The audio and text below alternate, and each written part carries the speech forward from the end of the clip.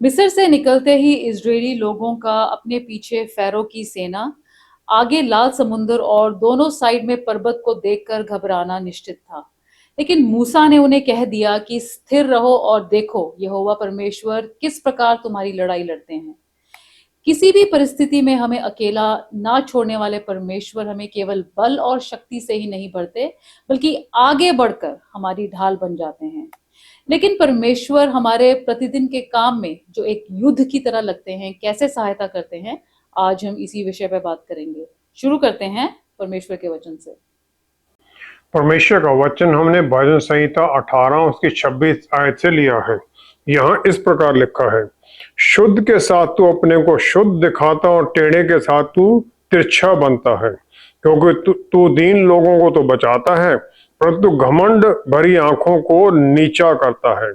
हाँ, तू ही मेरे दीपक को जलाता है, मेरा परमेश्वर यहोवा मेरे अंधियारे को उजियाला कर देता है। क्योंकि तेरी सहायता से मैं सेना पर धावा करता हूँ और अपने परमेश्वर की सहायता से शहर पनाह को लांग जाता हूँ। परमेश्वर का मार्ग सिद्ध है, यहोवा का वचन ताया हुआ है, वह अपने सब शरणागतों की ढाल है। परमेश्वर के वचन को पढ़े और सुने जाने से आशीष हो। आमीन। परमेश्वर हमारे जीवन के युद्ध हमारे लिए क्यों लड़ते हैं और ये हम कैसे जान सकते हैं?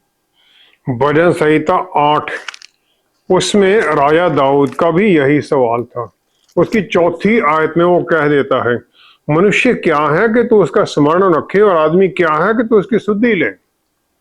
ये हमारे लिए समझने से बाहर हो जाता है कि परमेश्वर अपने चुने हुए लोगों या अपने लोगों के लिए इतना प्यार करते हैं कि अपने ही बेटे को उनकी मुक्ति के लिए कुर्बान करने के लिए तैयार हो जाते हैं।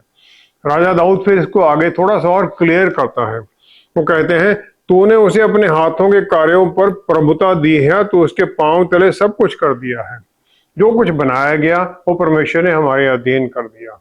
वचन के अनुसार पहले परमेश्वर ने स्वर्ग बनाया, उसके वहां पर स्वर्गदूत रखे और उसमें 3 आइडेंटिफाइबल आर्कएंजल थे। लूसीफर जो कि वर्शिप लीडर था, गैब्रियल जो वचन को सुनना और वचन को दूसरों को बताने वाला था, और माइकल प्रेयर वॉरियर था और लीडर था। एजेकियल की पुस्तक उसका 28 अध्याय 13वीं आयत में वर्शिप लीडर होने के कारण लूसीफर को आशीष दी गई थी कि उसके अंदर वो जो पाइप्स जो संगीत के थे वो सब कुछ उसके अंदर ही डाल दिया गया था जब उसे बनाया गया था। परमेश्वर ने ये कह दिया और फिर परमेश्वर उसे अद्भुत तरीके से आराधना के लिए तैयार किए थे। जब वो शैतान परमेश्वर के खिलाफ खड़ा हो गया, अपनी आराधना करने लगा, तो उसे स्वर्ग से निकाल दिया गया। परमेश्वर ने फिर इंसान को बनाया, उसमें ये तीनों खूबियां दे दी। वो संगीत का आनंद उठा सकता है, आराधना कर सकता है, अपनी सोल में, अपने प्राण में परमेश्वर से जुड़ सकता है। वो वचन को सुन सकता है, प्राप्त कर सकता है, उस पर मनन करके परमेश्वर की आज्ञा में चल सकता है। वो प्रार्थना और विनतियों के द्वारा परमेश्वर से कम्युनिकेट, बात कर सकता है। तो इंसान को ये तीनों गुण दे दिए गए। उत्पत्ति 3 अध्याय 7वीं 8वीं आयत में जब आदम और ईव ने पाप कर दिया तो उन्होंने अपने आप को पत्तों से ढकने की कोशिश की और परमेश्वर की हजूरी से दूर हो गए और अपने और परमेश्वर के बीच में इस प्रकार एक दीवार खड़ी करने की कोशिश की। परमेश्वर अपने आप को हमसे नहीं छुपाते हैं। पाप के बाद भी वो परमेश्वर अपने लोगों के पास उनकी प्रार्थना सुनने के लिए आते रहते हैं। उत्पत्ति 4 अध्याय 13 से 15वीं आयत में कायन ने अपने भाई हाविल का वध कर दिया। जब परमेश्वर ने उसे बताया उसका रिजल्ट क्या होगा, तब उसने आगे से कह दिया कि मेरा दंड सहने से बाहर है। परमेश्वर ने उसकी बात भी सुन ली। फिर परमेश्वर ने उसके ऊपर, यहोवा ने कायन के लिए एक चिन्ह ठहराया, ऐसा ना हो कि कोई उसे पाकर मार डाले। उसको भी उन्होंने सुरक्षा दे दी इतना पाप करने के बाद भी। उत्पत्ति 12 की 15 से 17 आयत में फिरौन जो मिस्र का राजा था, वो सारा अब्राहम की वाइफ को अपने घर में ले गया। तो परमेश्वर ने फिरौन के घराने के ऊपर अब्राहम की पत्नी सारा के कारण बड़ी बड़ी विपत्तियां डाली। उत्पत्ति 12 15 से 17 आयत में। और फिर फिरौन ने उसे बगैर किसी हानि पहुंचाए अब्राहम के पास वापस पहुंचा दिया। निर्गमन 3 अध्याय उसकी 7वीं आयत, वहां पर मूसा को परमेश्वर जलती झाड़ी से अपना दर्शन देते हैं और फिर उससे वो कह देते हैं, मैंने अपनी प्रजा के लोग जो मिस्र में हैं उनके दुख को निश्चय देखा है और उनकी जो चिल्लाहट परिश्रम कराने वालों के कारण होती है उसको भी मैंने सुना है और उनकी पीड़ा पर मैंने चित्त लगाया है। उनकी पीड़ा पर मैंने चित्त लगाया है। परमेश्वर ध्यान देते हैं अपने लोगों के ऊपर। जिस प्रकार इजरायलियों को वो अपने लोग कहते हैं, इसी और उनकी दुख में वो ध्यान देते हैं, उसी प्रकार पूरी दुनिया को वो जो उन्होंने बनाया उन पर ऐसे ही ध्यान देते हैं। यूहन्ना 3 के 16 आयत में और 17वीं आयत में परमेश्वर ने अपना प्यार जो था दुनिया के लिए, मैनकाइंड के लिए, वो जाहिर कर दिया अपने बेटे के द्वारा। और ये एक बड़ी अद्भुत बात हो जाती है कि उन्होंने हम लोगों के लिए अपने ही इकलौते पुत्र को कुर्बान कर दिया कि जो उनमें विश्वास करे वो नाश ना हो बल्कि अनंत काल का जीवन पाए। प्रभु यीशु का यहाँ आना दुनिया को कंडेम करने के लिए नहीं था, बल्कि उनके द्वारा दुनिया बचाई जाए। जब से इंसानों ने परमेश्वर के खिलाफ विद्रोह किया, उनसे दूर मुड़ गए, वो बार बार तरह तरह के तरीकों से इंसानों के पास आते रहे और अपना वचन नबियों के द्वारा हर तरह से उनके पास पहुंचाते रहे। यिर्मयाह नबी की पुस्तक उसका 29 अध्याय 13वीं 14वीं आयत में हम देखते हैं कि परमेश्वर ने कह दिया, तुम मुझे ढूंढोगे और पाओगे भी, क्योंकि तुम अपने संपूर्ण मन से मेरे पास आओगे। जो संपूर्ण मन से उन्हें ढूंढेगा वो पाएगा। हाफ हार्टेड नहीं कि चलो आज देखते हैं कल को फिर छोड़ देंगे, नहीं। जो इस प्रकार परमेश्वर से जुड़ते हैं फिर वो बंधुआई से निकल जाते हैं, चाहे वो फिर धरती की किसी चीज के कारण बंधुआई हो या फिर आत्मिक जो अंधेरे की ताकतें उनसे बंधुआई हो। पहला यूहन्ना 4 अध्याय 8वीं आयत, यूहन्ना रसूल ने प्रभु यीशु के प्यार को बिल्कुल नजदीकी से महसूस किया, तो फिर उन्होंने कह दिया परमेश्वर प्यार है। क्योंकि ये परमेश्वर की जो एक बहुत मजबूत एस्पेक्ट है उनका चरित्र का, वो जाहिर करता है, तो हम सब ये एक्सपेक्ट कर सकते हैं कि परमेश्वर हमसे भी प्यार करते हैं। मत्ती 5 की 45 आयत में प्रभु यीशु ने हमें यह सिखा दिया कि परमेश्वर किसी में भी भेदभाव नहीं करते हैं, वो सबको एक ही तरह से मानते हैं। क्योंकि उन्होंने कह दिया, क्योंकि वह भले और बुरे दोनों पर अपना सूर्य उदय करता है और धर्मी और अधर्मी दोनों पर मेह बरसाता है। स्वर्ग की आशीषें जो ऊपर से आती हैं वो सबके लिए हैं, किसी के लिए कोई भेदभाव नहीं है। लेकिन इसका मतलब ये नहीं है कि वो सबको स्वीकार कर लेते हैं और अपनी हर तरह की आशीषें सबको देते हैं बराबरी से। कुछ गिफ्ट हैं जो परमेश्वर से सबके लिए आते हैं, धूप, बारिश, हवा, सब कुछ है, ऑक्सीजन, सबको सांस मिल रहा है। लेकिन कुछ एक स्पेसिफिक आशीषें हैं जो उनके चुने हुए हैं, जो उनकी तरफ मुड़ते हैं वही पाते हैं। भजन संहिता 89 उसकी 14वीं आयत में, भजन संहिता 89 उसकी 14वीं आयत में राजा दाऊद ने यह कह दिया कि तेरे सिंहासन का मूल धर्म और न्याय है, करुणा और सच्चाई तेरे आगे आगे चलती है। प्यार के अलावा उसने बता दिया न्याय भी परमेश्वर का है, धर्मी होना भी परमेश्वर का एक गुण है। जो उसके अनुसार नहीं चलता है फिर वो दंड का भागीदार भी बन जाता है। जो उनकी अनुग्रह है वो भी सच्चाई से ढका हुआ है, न्याय से ढका हुआ है, दिखाई नहीं देता है लेकिन वो परफेक्ट है, पक्का होना ही होना है।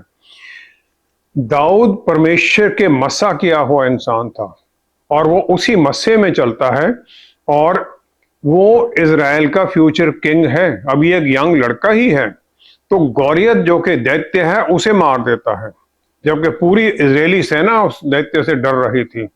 और फिर क्योंकि लोग उसे डाह करने लगे, उसके खिलाफ बहुत अपोजिशन खड़ी होगी और उसे भागना पड़ा। उसके जीवन में भी ऐसे क्षण आए होंगे जो हम अपने जीवन में देखते हैं। जिस प्रकार अयूब ने देखा, अयूब अपनी परेशानियों के बोझ में दबा हुआ था। उसने अयूब का 7वां अध्याय 19 आयत में उसने कह दिया कि कब तक तेरी मेरी और आंख लगा कर रहेगा तो, और कितनी देर के लिए भी मुझे ना छोड़ेगा। अयूब चाहता है परमेश्वर उसे थोड़ा नजर हटाएं ताकि वो थोड़ा आराम कर सके, क्योंकि वो देखता है कि परमेश्वर मेरे ऊपर ये सब दंड दे रहे हैं, जबकि ऐसा नहीं था। शैतान की तरफ से वो दंड आया था। भजन संहिता 23 की 5वीं आयत में दाऊद अपनी हर तकलीफ में भी ये कह देता है। भजन संहिता 23 की 5 में वो कहता है, हे परमेश्वर, कि तू मेरे सताने वालों के सामने मेरे लिए मेज बिछाता है, तूने मेरे सिर पर तेल मला है, मेरा कटोरा उमड़ रहा है। आपकी आशीषें मेरे लिए इतनी ज्यादा हैं, दुश्मनों के सामने भी आप जाहिर कर देते हो ये मेरा जन है। और फिर अपने दुश्मनों का परमेश्वर के बल में वो सामना करता है। हर युद्ध में जाने से पहले परमेश्वर को परमिशन मांगता है, उनकी गाइडेंस, उनकी सहायता मांगता है, और हर जगह सफल होता है क्योंकि परमेश्वर उसके साथ थे। दाऊद को परमेश्वर के मन का इंसान कहा जाता है क्योंकि पूरा जीवन उसने परमेश्वर की आज्ञाकारिता में, उनके वचन की आज्ञाकारिता में बताया। यूहन्ना 1 की 12 आयत में हम देखते हैं, जो प्रभु यीशु को परमेश्वर का पुत्र मानता है और फिर उनके सामने झुक जाता है तो उसे परमेश्वर का पुत्र होने का हक वो दे देते हैं। हम अपनी जो ऑपोजिशन, जो हमारे खिलाफ है, हम देखते हैं, जो हमारे सामने खड़ा हम उसको देखते हैं, लेकिन जो उसके अंदर या उसके पीछे से शैतानी ताकत काम कर रही है हम उसको नहीं देखते हैं, और फिर हम उसी के साथ लड़ने लग जाते हैं। जो पीछे से चल रहा है वो चलता ही रहता है। परमेश्वर जो प्यार है वो न्याय करने वाले हैं, कभी भी अपने बच्चों को वो अकेले नहीं छोड़ते हैं, और जब भी वो पुकारते हैं किसी भी तरह की परेशानी में, किसी भी तरह की तकलीफ में, परमेश्वर आने के लिए तैयार हैं। सिर्फ हमें उन्हें बुलाने की जरूरत पड़ती है। परमेश्वर हमारे हर प्रकार के दुख और कष्टों के बारे में जानते हैं। हम उनसे किस तरह की सहायता की आशा कर सकते हैं कि हम जीत में चलें? जब दाऊद और उसके साथी ज़िक्लैग से गए हुए थे तो अमालेकियों ने उनके कैंप पर अटैक कर दिया, उसको लूट लिया, और जितने लोग थे, जो कुछ भी था, उसे वो पकड़ कर ले गए। बच्चे, उनके भेड़ बकरियां, सब, उनकी पत्नियां, सब ले गए। पहला शमूएल 3 अध्याय फिर 6 आयत में हम देखते हैं, उनके दुख में जो दाऊद के साथी थे, जो उसके योद्धा थे, जो उसके लिए मरने के लिए तैयार थे, वही लोग अपने मन में शोकित होकर उस पर पथराव करने की चर्चा कर रहे थे। अब दाऊद और भी दुखी हो गया, लेकिन दाऊद ने क्या किया? परंतु दाऊद ने अपने परमेश्वर यहोवा को स्मरण करके हियाव बांधा। उसने परमेश्वर को याद किया और उसमें अपना बल पाया, और फिर उसे परमेश्वर से ये आशीष मिली कि तुम जाओ, अमालेकियों को तुम डेफिनेटली हरा दोगे। परमेश्वर हमारी बातों, प्रार्थनाओं को उत्तर देते हैं। पहला तो ये कि हमारे सोल में, हमारे प्राण में हमसे वो बल देते हैं कि हम दुख से, उस खड्डे से बाहर निकल सकें। और फिर दूसरा है कि हम एक प्लान ऑफ अटैक दे देते हैं पवित्र आत्मा परमेश्वर द्वारा, कैसे आगे बढ़ना है। यहोशू को यरीहो, जो कि पहला शहर था जिसे उन्होंने प्रॉमिस लैंड में पकड़ना था, और वो सबसे ज्यादा, उसका जो किलाबंदी की गई थी, घेराबंदी, उसकी दीवारें बहुत मोटी थी, उन पर रथ चल सकता था, और उसको कैप्चर करने के लिए यहोशू 6 अध्याय 2 से 5 तक परमेश्वर ने उसे प्लान दे दिया और वो उसे पकड़ सका। तीसरा, फिर परमेश्वर हमारे लिए सुपरनैचुरल, स्वर्गीय सहायता स्वर्ग से दे देते हैं ताकि उनके बच्चे उसमें जीत में चलें। दाऊद को फाइनली राजा मान लिया गया जब सॉल की मृत्यु हो गई। बाद में 10 ट्राइब थे, 10 जो ट्राइब थे इजराइल के, जो सॉल के साथ हो रखे, उन्होंने भी उसे मान लिया। हालांकि 7 साल 6 महीने तक वो सिर्फ यहूदा और बिन्यामीन का राजा ही रहा, और जूडा में, यहूदा में ही, यरूशलेम में वो राज्य करता रहा। दूसरा शमूएल 5वां अध्याय 22 से 24 आयत में, और फिलिस्तीन लोगों ने इजराइलियों को वैली ऑफ रिफेम की वैली में लड़ाई के लिए ललकारा। तब दाऊद ने परमेश्वर से प्रार्थना की कि मैं अब जाऊं। परमेश्वर ने उसे आज्ञा दी कि उनके पीछे से घूमकर तूत वृक्षों के सामने से उन पर छापा मार, और जब तूत वृक्षों की फुनगियों में से सेना के चलने की सी आहट तुझे सुनाई पड़े, तब यह जानकर फुर्ती करना कि यहोवा फलिश्तियों की सेना को मारने को तेरे आगे आगे अभी पधारा है। पेड़ों की टहनियों में जब तुम्हें मार्चिंग की आवाज सुनाई दे तब जाना। स्वर्गीय सेना ऊपर से गई और फिलिस्तियों को हराने के लिए परमेश्वर ने सहायता कर दी। इस प्रकार परमेश्वर हमारे युद्ध में हमारे आगे आगे चलते हैं ताकि हम जो फिलिस्ती हमारे दुश्मन यहाँ पर हैं हम उनको हरा सकें। स्वर्गीय सेना आती है, स्वर्गदूत आ जाते हैं जो परमेश्वर की आज्ञा के अनुसार हमारी जो दुश्मनों को हराने के लिए हमारी सहायता करते हैं, चाहे वो संसारिक दुश्मन हो या आत्मिक दुश्मन हो। चौथा, परमेश्वर हमारे लिए मटेरियल रिसोर्सेज भी दे देते हैं, जो हमारे पास कमी है वो दे देते हैं, और वो फिर देते हैं यहाँ धरती की चीजों के द्वारा ही, ताकि हम कमी में आगे बढ़ सके। मत्ती 17:27 में पतरस रसूल, जो कि एक मछुआरा है, किश्ती के द्वारा मछलियां पकड़ता है, प्रभु यीशु उसे कहते हैं झील पर जा, वहां एक हुक डाल, जो पहली मछली आएगी उसका मुंह खोलना, उसमें से जो सिक्का मिलेगा उसको इस्तेमाल करके तो अपना काम कर लेना। पांचवा है, परमेश्वर अपना हमें आर्मर दे देते हैं, युद्ध के शस्त्र हमें दे देते हैं। अफ्सियों की पुस्तक उसका 6वां अध्याय उसकी 13 से 18 आयत में पौलुस रसूल फिर यहाँ कहते हैं युद्ध जो ये शस्त्र हमें दिए गए हैं किस लिए दिए गए हैं, ताकि तुम बुरे दिन में सामना कर सको और सब कुछ पूरा करके स्थिर रह सको। सामना कर सको और स्थिर रह सको, कहीं तुम डगमगा ना जाओ। तो फिर वो शस्त्र कौन से देते हैं? पहला है सत्य से अपनी कमर बांध ले। जो ये बेल्ट है इसके ऊपर सोल्जर के सारे हथियार बाकी सब उस पर अटैच किए जाते हैं। फिर ब्रेस्ट प्लेट है राइटियसनेस की जो पहनते हैं सोल्जर, जो यहाँ पर जो बुलेट प्रूफ आजकल चल गई है। और फिर उसके द्वारा हमारा मन और हमारी सोल को सुरक्षा मिलती है, ताकि हमारे मन के अंदर बुरे इच्छाएं ना आए और हमारी सोल के अंदर कोई बुरी लॉन्गिंग, बुरी तरह की भावनाएं ना आए। जो जूते हैं वो हैं मेल के सुसमाचार के जूते, एक दूसरे को मेल मिलाप कराना, ताकि फिर हम दूसरों के साथ परमेश्वर की शांति में आगे बढ़ें। और फिर है विश्वास की ढाल लेकर स्थिर रहो। ढाल है जो हाथ में पकड़ी होती है, बाएं हाथ में, दाहिने हाथ से हथियार तलवार चलाते थे। तो परमेश्वर हमारे साथ विश्वास में आगे हैं, सुरक्षा देने के लिए, गाइड करने के लिए, बल देने के लिए। फिर टोप है साल्वेशन का, मुक्ति का है, और मुक्ति हमें मिल चुकी है इस विश्वास में, वो टोप है ताकि हम घबराएं ना। कानों को ढक दिया है ताकि शैतान के जो झूठ हैं उससे हम बचे रहें, ताकि हम परमेश्वर के वचन को उतने विश्वास में चलें। माइंड हमारा जो यहाँ ब्रेन है उसे उन्होंने सुरक्षित कर दिया है ताकि बुरे विचार ना आए। आंखों को उन्होंने इसके द्वारा ढका है ताकि बुरी जो डिस्ट्रैक्शन, जब बुराई जो दिखाई देती है हमें कहीं भ्रम में न डाल ले जाए। नाक को सुरक्षित किया, हमारे जर्म्स और जो ये वायरसेस दुनिया में छोड़ रखे शैतान ने उससे बचे रहें। मुंह को सुरक्षित किया है ताकि हम वचन के अनुसार ही बोलें, फालतू बातें ना बोलें। नीति वचन 18 की 21 आयत में सुलेमान ने ये कह दिया, सुलेमान ने कहा कि मृत्यु और जीवन जीव के वश में है और जो इसे जानता है वो उसका फल पाएगा। जब हम कुछ बोलते हैं तो एक तो हम परमेश्वर से आराधना करते हैं कि वो उसकी आशीष दे, शैतान भी सुन रहा है तो उसे वो अथॉरिटी मिल जाती है कि वो उस वचन के अनुसार हमारे खिलाफ काम कर सके। फिर आगे है जो हथियार है उसमें तलवार, एक ही अटैक का हथियार है, वो है आत्मा की तलवार जो कि वचन है, परमेश्वर का वचन।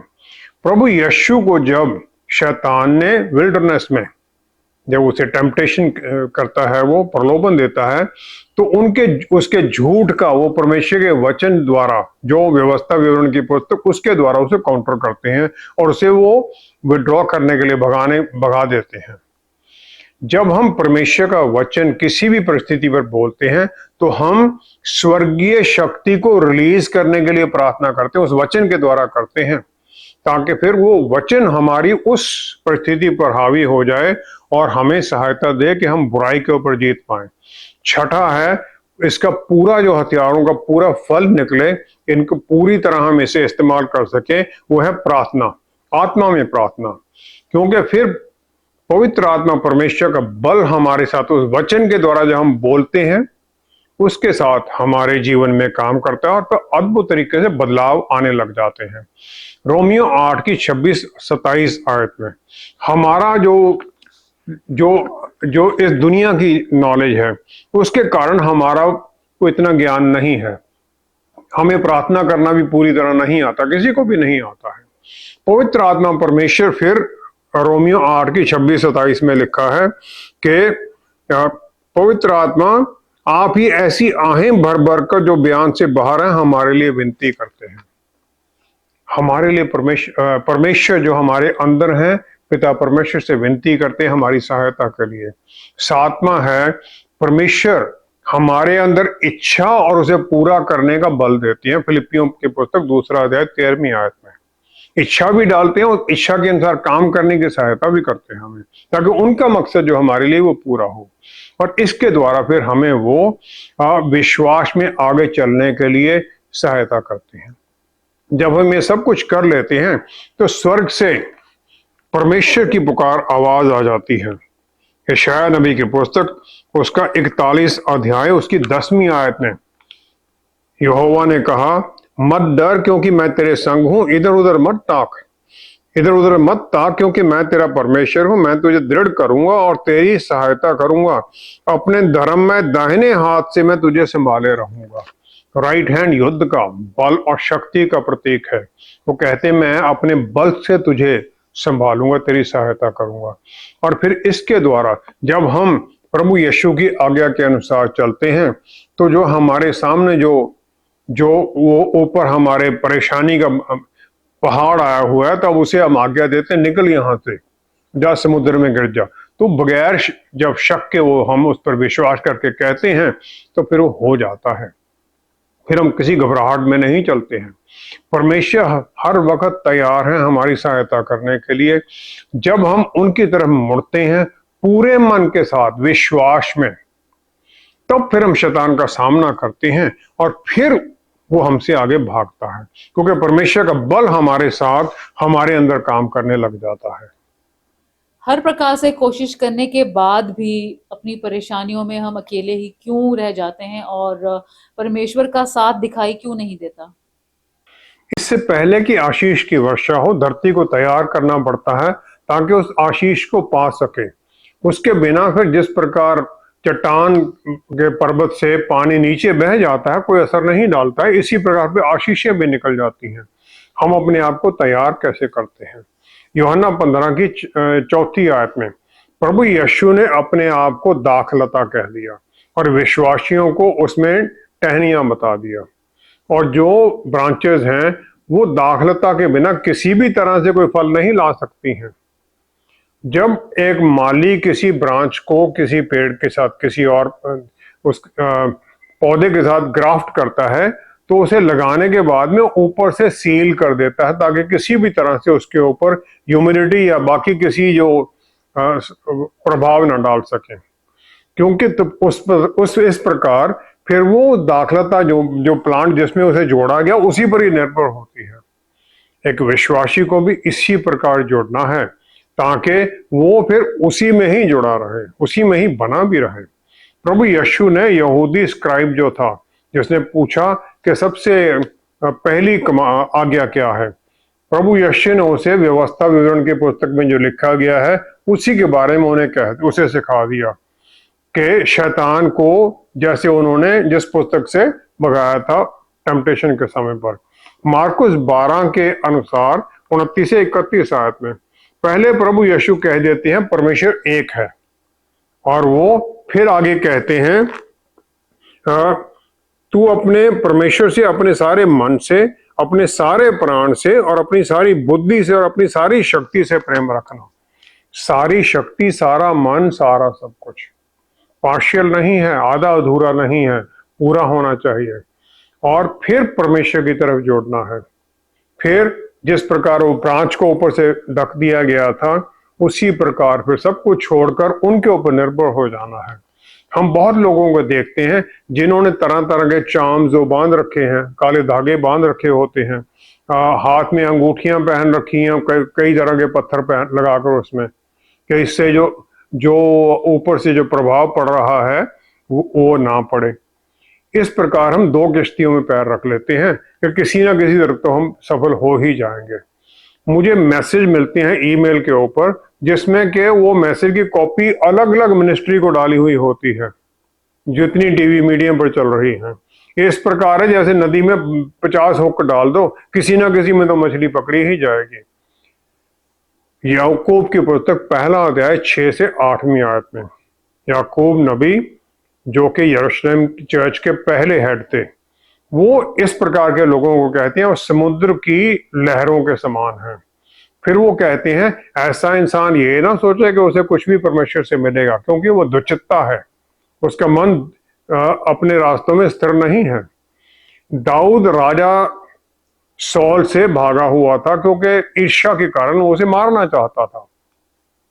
भजन संहिता 18 की 28-29 में फिर वो विश्वास में कह देता है, राजा दाऊद वो कहता है कि परमेश्वर मेरे रास्तों को रोशनी देगा, मेरे अंधेरों को रोशन कर देगा, हम अंदर और बाहर चारों तरफ रोशनी हो जाएगी। और जब हम इस प्रकार अकेला रह जाते हैं तब फिर हमें सहायता की जरूरत पड़ती है। उदुल्लम जो गुफा थी जिसमें जाके राजा दाऊद छुप गया था, पहला शमूएल 22 की दूसरी आयत में हम देखते हैं, वहां पर जो लोग दुख में थे, जो परेशानियों में थे, जो संकट में थे, जितने ऋणी थे, जितने उदास थे, वो सब उसके पास इकट्ठे हुए और वह उनका प्रधान बन गया, वो उनका लीडर बन गया और लीडर बन के उन्हें सबको बदल दिया, उन्हें महान योद्धा बना दिया जो कि दुश्मन के खिलाफ हमेशा स्टैंड लेने को खड़े थे। और अकेलों ने ही 100 लोगों को मार दिया। फिर भजन संहिता 18 की 29 आयत में राजा दाऊद कह देते हैं कि तेरी सहायता से मैं सेना पर धावा करता हूं, अपनी परमेश्वर की सहायता से मैं दीवार को लांघ जाता हूं। I can leap over a wall. परमेश्वर हमारे लिए लड़ते हैं और फिर जो लड़ने के लिए तैयार हैं उन्हें वो भेज देते हैं हमारे साथ जुड़ने के लिए, और इस प्रकार फिर हम आगे बढ़ने लग जाते हैं।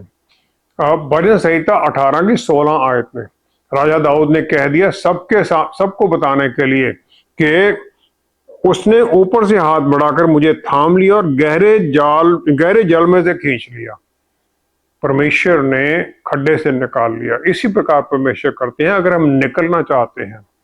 आमतौर पर हम प्रार्थना करते हैं, प्रॉब्लम के बारे में कम बोलते हैं, किस प्रकार उसमें से निकाला जाए वो ज्यादा बताने लग जाते हैं।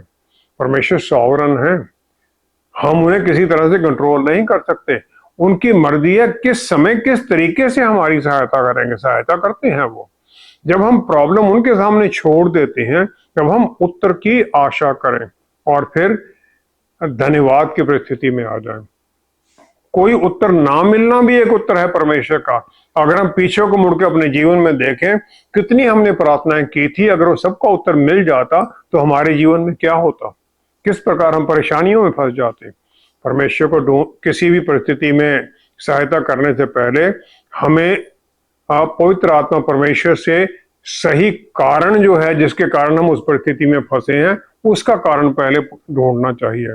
फिर हम तौबा करें, सहायता करें, माफी मांगे कि उस परिस्थिति में से हमें बदलने में सहायता करें, ताकि उनका बलवान हाथ हमारी सहायता करे, ताकि जो फिर हम आशीष पाने के लिए तैयार हो सके। इसके बिना हम उस खड्डे में दोबारा गिरते ही जाएंगे। भजन संहिता 50 उसमें एक वायदा किया गया है 50 की 15 आयत में। परमेश्वर कहते संकट के दिन मुझे पुकार, मैं तुझे छुड़ाऊंगा और तू मेरी महिमा करने पाएगा। पुकार, मैं तुझे छुड़ाऊंगा। पहला है बुलाना, विश्वास में पुकारना है। दूसरा आशीष पाने के लिए तैयार होना है। तीसरा धन्यवाद करना, उनकी महिमा करना है और दूसरों के सामने बताना है। और जब हम इस प्रकार करने लग जाते हैं तब फिर परमेश्वर हर तरह से सहायता करते हैं ताकि हम उनकी आशीष में आगे बढ़ सके, हर युद्ध में जीत सके। परमेश्वर सहायता करने के लिए तैयार है, क्या हम तैयार हैं? आइए प्रार्थना करें। पिता परमेश्वर, क्या ही धन्य है आप, आपका प्यार अद्भुत है। आपका वायदा है मैं तो तुझे अपने दाहिने हाथ से छुड़ाऊंगा और आप छुड़ाते हैं। हम प्यारे प्रभु इधर उधर भागने लग जाते हैं। जितने हम जुड़े हुए हैं, हमें विश्वास में सहायता कीजिए कि बस हम आपके ऊपर ही केंद्रित होकर आप पर ही नजरें उठा बनाए रखें। फिर हम पानियों पर चलने की क्षमता आपसे पा लेते हैं। हर तरह की परिस्थिति का सामना करने की क्षमता पा लेते हैं। फिर हम हर तरह की दुश्मन का सामना करने के लिए तैयार हो जाते हैं। प्यारे परमेश्वर, आपका धन्यवाद करते हुए ये सब कुछ प्रभु यीशु के पवित्र नाम में मांगते हैं। आमेन, आमेन, आमेन। हमारे पाप के कारण परमेश्वर हमें अकेला नहीं छोड़ देते हैं, बल्कि बार बार वचन के अनुसार हमें तौबा करके उनकी ओर मुड़ना है। प्रभु यीशु ने एक बार ही नहीं बल्कि एक ही गलती के लिए एक दिन में 70 गुना 7 यानी 490 बार माफ करना सिखाया है। यही हमारे साथ भी करते हैं और फिर उनके बल में हमें हर परिस्थिति का सामना करने का साहस मिलता है। Thank you so much for watching. See you next time. Stay blessed. Shalom.